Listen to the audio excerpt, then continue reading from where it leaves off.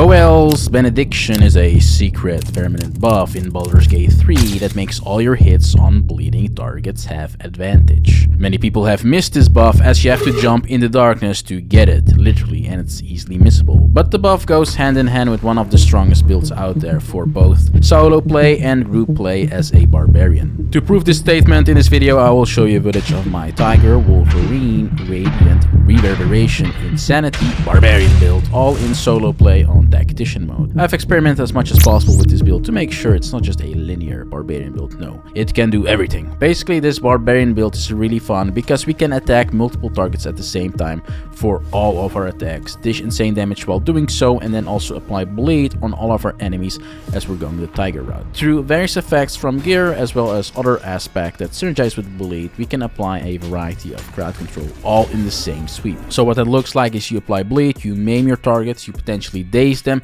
you make them prone, in addition to all of that essentially as well, within the same turn dishing out insane AoE damage, so not just single target damage. This is my melee Barbarian build, and thus for this build we're going to go 10 Barbarian to get 3 beast aspects that synergize with each other under the Wild Heart subclass, and these aspects are obtained at level 3, 6 and 10 respectively. Also, are you too busy playing video games and having no time to cook, but at the same time want to make sure you're eating well? Well, with Factor, skip the extra trip to the grocery store and the chopping, prepping and cleaning up too, while still getting the flavor and nutritional quality you need. Thanks to Factor for sponsoring today's video. And Factor's fresh, never frozen meals are ready in just 2 minutes, so all you have to do is heat and enjoy, then get back to destroying enemies. They have a great variety in meal options as well. You can choose from 35 plus weekly flavored packed fresh never frozen meals that promote a healthy lifestyle and meet your meal preferences, so you will never get bored of eating Factor. What I personally like so much about Factor is that it's just so quickly and easily prepared and actually tastes good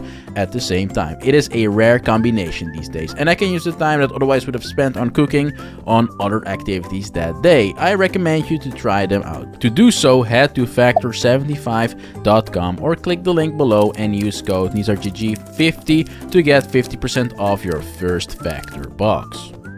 For level 1, you take Barbarian as a Barbarian and you start with Strength as our main ability, as it scales all our damage, so it's going to be our most important ability. Put it at 17 and give it a +2 bonus. Then we take 16 Dexterity to make sure it's our turn as fast as possible through higher initiative, and 14 Constitution for the HP. The rest of the stats are not as important. At level 2, we immediately get Reckless Attack, which is actually really good for this build, as it can be used as a reaction to make sure that hits that would have otherwise missed will now in fact hit. And that's obviously a very good safety net to make sure to always apply bleed on our targets within the first hit essentially, or as fast as possible. At level 3 we get to choose our subclass, and we now get to choose our bestial heart as well. For this purpose we go with Tiger Heart, in fact, after choosing the Wild Heart subclass, which gives us a new ability called Tiger's Bloodlust. Now, to use this ability you have to rage, which is the main mechanic behind a Barbarian that gives you a variety of buffs, and as you level up you get more charges to rage multiple times per long rest. After you get into raging mode, you can then use Tiger's Bloodlust to attack up to 3 enemies each turn and apply bleed on them.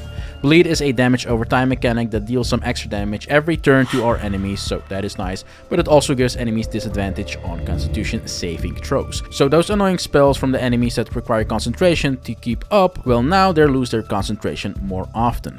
But bleed is also going to be an enabler for a bunch of other effects that I will get into as the video progresses. Also, going the Tiger route will also enhance our jump. Our jump is going to make us leap from one side on the battlefield all the way to the other side of the battlefield, which is nice. The sweeps deal half damage compared to what you would otherwise get if you just attack a single target, but what is nice about this is that the half damage mechanic is applied before other on-hit effects, so it can completely get compensated as early as level 4, because at level 4 we get Great Weapon Master, which gives us +10 attack damage to all our swings and attack at the expense of a -5 attack roll penalty. The -5 attack roll penalty is going to be, however, in turn completely compensated as well with what we get at level 6, as well as how much much advantage we have in this build anyways, like with Reckless Attack and potentially also Booal's Benediction, so the penalty doesn't mean much or anything at all, and we get that really nice plus 10 to our damage as early as level 4. We also then get a new additional attack for our bonus action to use with Great Weapon Master, which is also actually really good,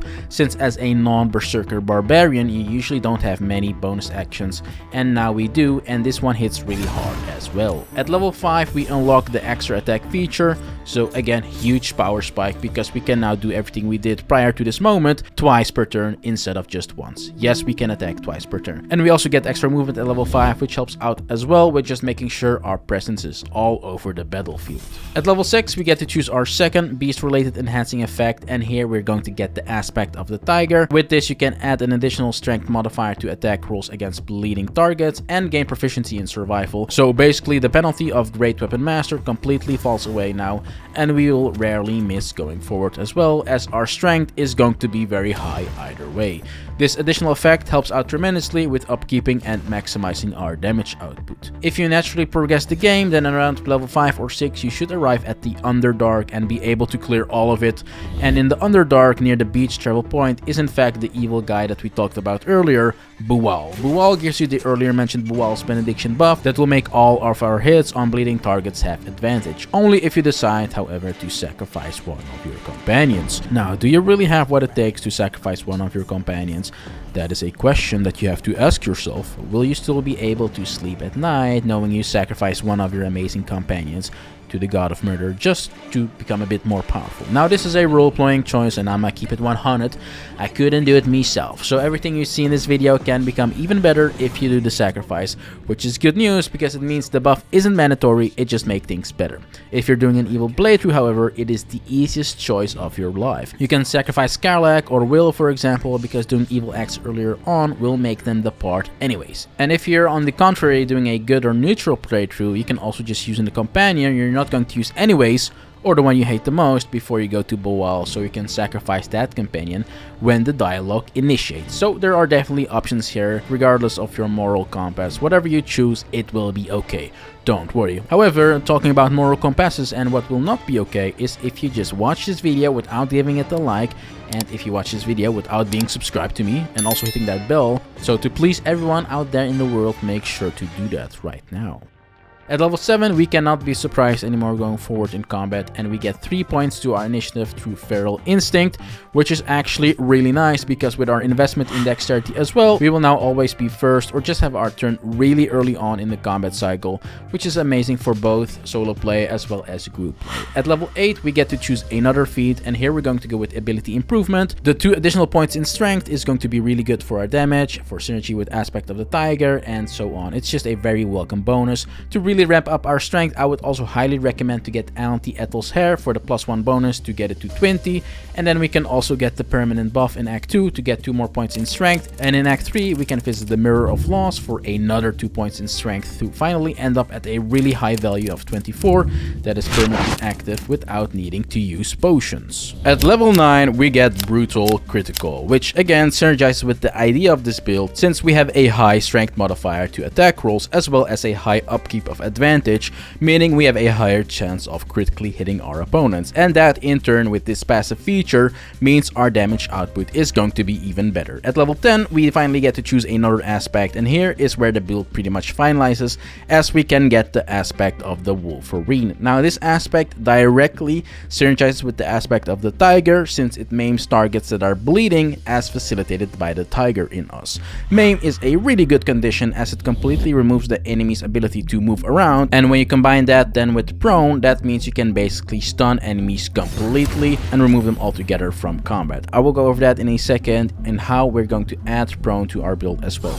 Now after getting 10 levels in Barbarian, it is time to start multiclassing, and for this purpose we're going to just get 2 levels in Fighter.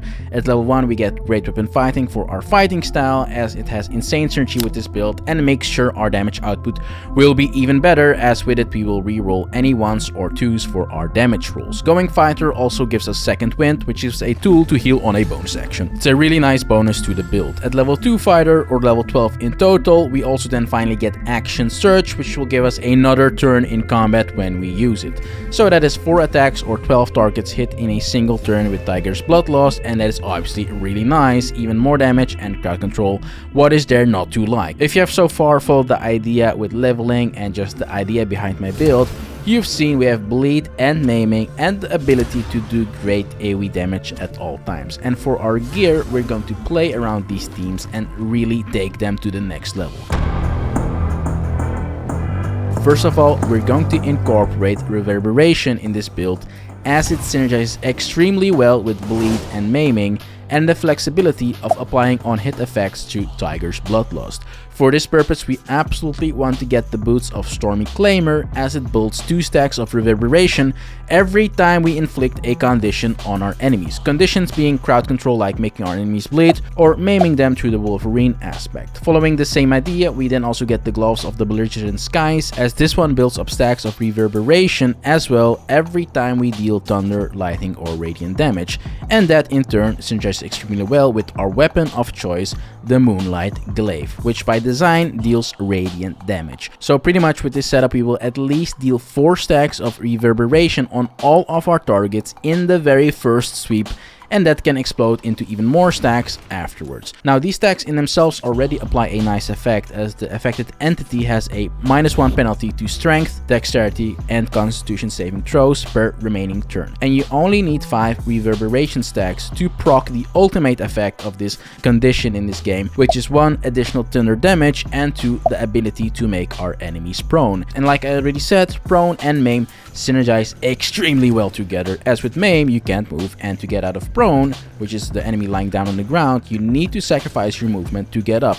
But if you don't have any movement to do so, well, you are stun locked. Basically what that means is that we have full control on our enemies, as they can't move and can't go anywhere, while we just simply obliterate them. And it just gets better, because with every new attack we build up even more Reverberation stacks through our boots and gloves, so it's just basically an endless cycle of extra damage and complete crowd control. And to spiral this idea even more out of control, we're going to run the Ring of Spiteful Thunder to add the Daze condition in addition as well to our roster of crowd control. This ring synergizes directly with the reverberating nature of this build, giving us the ability to apply 4 different crowd control effects within a single turn on all of our enemies at the same time. And due to Reverberation being a condition that goes through different turns, that means we can also daze our enemies while it's their turn, making this ring a really good addition to this build. And then to improve it even more, we will run the Ring of Absolute Force, which enhances the thunder damage that we got through proccing the full Reverberation effect at 5 stacks, so our additional thunder damage becomes even more. Now let's just quickly go back to our main weapon, because aside from the radiant damage, the glaive is really good because it's also in fact a +2 glaive, and it has extra reach, giving us more possibility in combat. And that's specifically really good for this build, as with maiming targets and such, we can really play around them not having mobilities, and us having mobility and extra reach to completely control the battlefield. And finally, it comes with this butterfly-esque type of move that is really good for solo targets, that also deals really good damage as well. To make our damage even better, then we will also run the Deadshot Bow for our bow slot, as it will make the chance for us to crit even higher. And that is really nice, because you will see that we will routinely crit with this build, meaning more damage. And the bow also gives us an option to deal with targets in the distance when needed. Now the other gear pieces are going to be the Bone Spike helmet for the helm. Raging is a very important aspect for this build, and we will do it all the time. So with the helmet, we will now deal AoE damage every time we rage. It is a nice bit of extra AoE damage. And for our cloak, we use the Cloak of Protection for some armor class and saving throw bonuses to help us out with sustain. And going even further with that idea, because our damage and crowd control is absolutely bonkers already at this stage, we're going to focus the remainder of our gear pieces on defense. Thus we will be running the Bone Spike Garb, which gives us 15 HP every time we're raging, which is basically like 99.9% of the time, so it's extra HP for free. And that is not all, because it also reduces the damage of all the incoming attacks and acts like a garb of retaliation in some sorts, as every single time something hits us they will take 6 damage themselves as well, and those numbers stack very well over time. So this gear piece is absolutely mind-boggling good for this build because it does everything at the same time.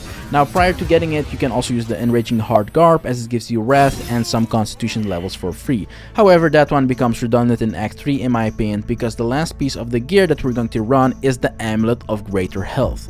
This amulet parks our Constitution at 23, meaning you can respec and dump all your points in Constitution and put them wherever you want if you want to do so. But what is great about having such a high level of Constitution for a Barbarian, and specifically for my setup for our gear pieces, is that we're still technically unarmed, and we thus benefit from the Barbarian's passive feature known as Unarmored Defense, which makes it so that our high Constitution level now will add its full modifier to our armor class. And in doing so, our armor class will be really high now because we have really high Constitution, and that in turn means we will dodge attacks even more often.